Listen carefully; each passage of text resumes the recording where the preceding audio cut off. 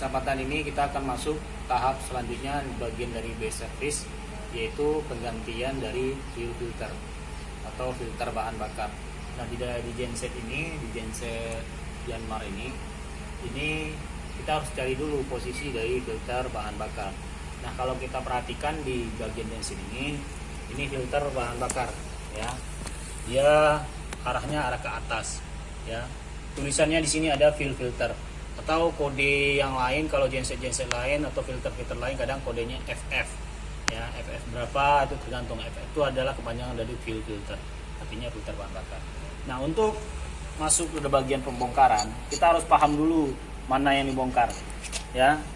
Nah ini adalah tool ini yang namanya strap filter ya. Strap filter ini adalah bagian untuk membuka atau mengunci dari filter termasuk filter yang lainnya selain filter bahan bakar itu juga ya.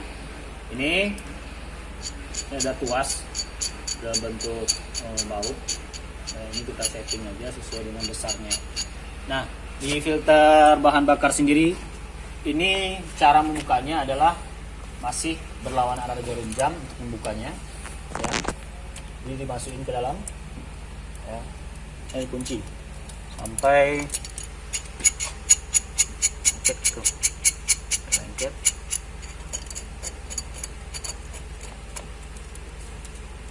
Udah habis. Oke habis. Oke kita masuk tahap penguncian. Jadi mengunci filter ini itu pertama jangan pakai kunci strap ini, kita pakai tangan dulu menguncinya ya. Setelah kita kunci pakai tangan, semampu kita pakai tangan, sudah kuat pakai tangan, baru kita kunci pakai kunci filter ya. Putar searah jarum jam untuk menguncinya, tidak usah terlalu kencang karena kalau terlalu kencang bisa merusak yang namanya body atau cover dari filter ini. Kalau dia rusak, maka konstruksi yang ada di dalam filter ini bisa rusak juga. Oke. Nah, filter ini sendiri berfungsi sebagai untuk menyaring berbagai kotoran atau bakteri-bakteri yang terkandung dalam bahan bakar. Contohnya di genset ini menggunakan diesel yang namanya pakai kunci sabuk filter untuk membuka filter oli dan solar. Buka filter oli yang lama. Tunggu sampai tetesan oli habis dan bersihkan tangkon drat filter oli.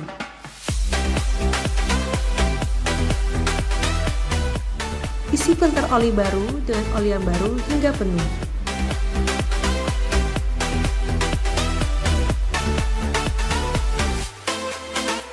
Pasang kembali filter oli yang baru hingga rapat dengan sempurna.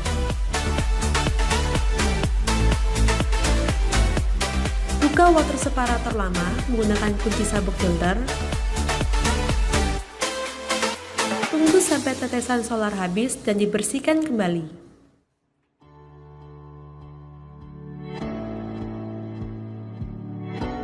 Buka filter solarnya juga dan lakukan hal yang sama seperti sebelumnya.